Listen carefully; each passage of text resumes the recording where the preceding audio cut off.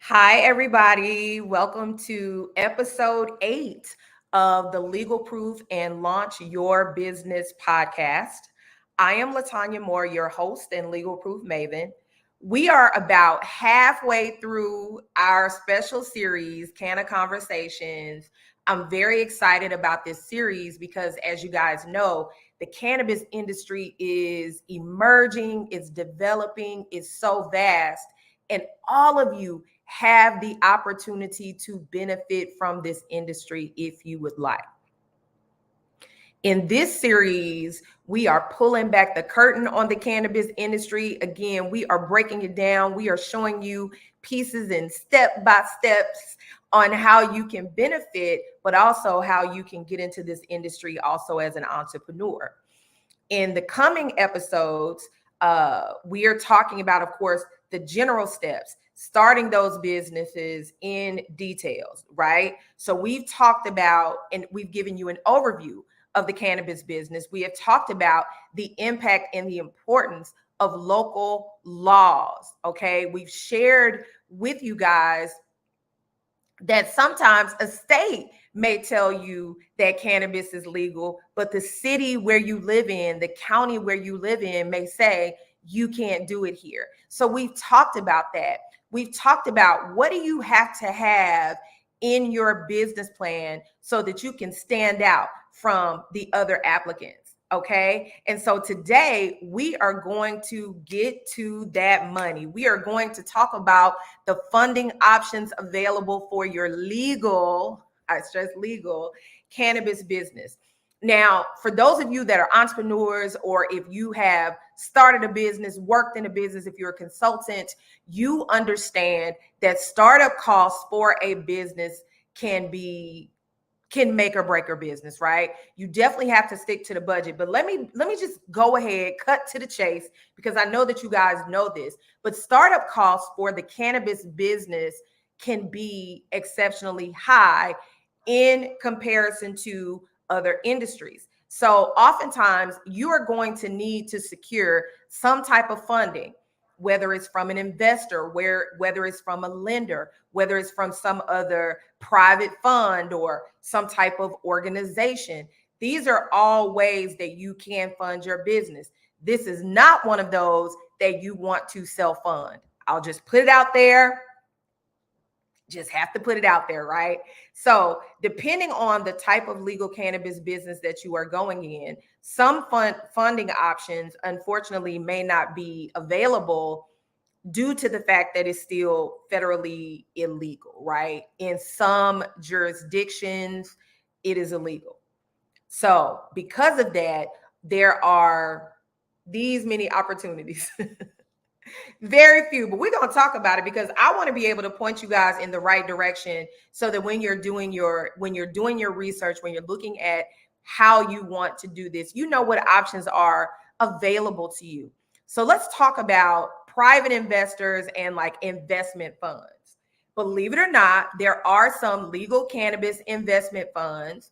And for those of you that are not quite sure what an investment fund is, it's a vehicle that would specialize in a certain industry. So for this industry, this is going to be a cannabis invested fund. That means that the investment dollars will go towards the cannabis industries, right?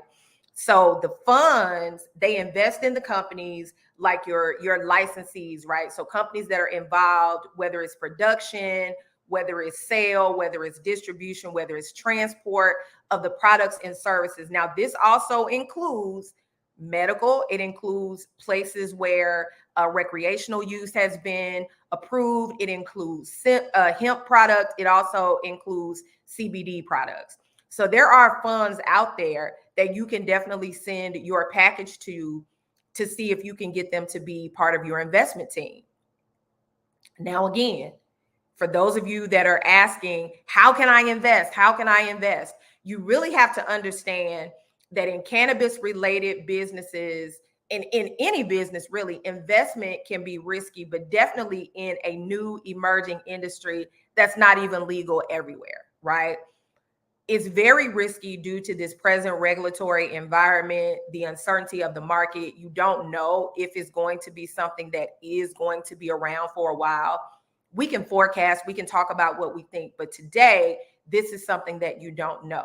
If you are working with investors, you have to be honest about the true risk of the business, okay? Now, some investors, they are extremely high risk. They see the potential high returns as the industry continues to grow, as it continues to gain wider acceptance, not just in the United States, but worldwide. Okay, the cannabis industry is definitely gaining traction and it is skewing towards a positive light, and we know that. But investing in a fund, for example, it can provide more diversification and personal management. And this is why people like to invest in funds. Now, again, that's a little bit outside of it. So you have twofold. You can invest in the fund, right, and diversify your portfolio, or you can become one of the portfolio companies that the fund has invested in. Okay, short and sweet. Now, believe it or not, and I was shocked when I found out that there are certain pockets in certain places that actually offer grants for cannabis, legal cannabis businesses. So in Colorado, there is something called the Cannabis Business Grant. Now, this is a funding opportunity for social equity cannabis businesses. So, of course, it's not for everybody. It's for your social equity cannabis businesses. You like if you have a social equity cannabis business or you're putting one in the Colorado area, you have to have been awarded or are in the process of applying for a regulated business license from the Marijuana Enforcement Division. So Colorado people, write that down. Now, the program itself was developed. This was to support cannabis entrepreneurs who typically would not have access to capital. It's also to promote things like social equity, innovation, job creation across the industry. So there are definitely some social impact goals that are built into this particular grant. Now, my understanding is there are two different business categories. You can have foundational industries, you can have growth businesses. So you can have foundational and you can have growth businesses. Apparently there are multiple rounds per year, so you can apply as long as the applications are open. If the applications are not open, I would encourage you to find out what you need so that you can be properly positioned when those applications open back up. Just a tip there. The other thing is banking. I know people that we've talked to, my colleagues and I, and they are having trouble securing banking and all of these things. So let me just cut it on down, right? For the reasons that I mentioned earlier, this is federally illegal. Your banking options are limited. They're still quite limited, right? Even though I want to say it's like 36, 37 states have legalized marijuana, there are 17 that allow it for recreational adult use, right? Now, this came from the National Conference of State Legislatures, but since the federal government still categorizes marijuana as a Schedule I drug, it makes the business illegal. And so national banks don't want to touch it. They just do not want to touch it because they are not trying to violate the law. Now, they do have the means to create a compliance program to facilitate this. I personally believe they just don't want to do it. But that's the presence of things, right? The present state of things.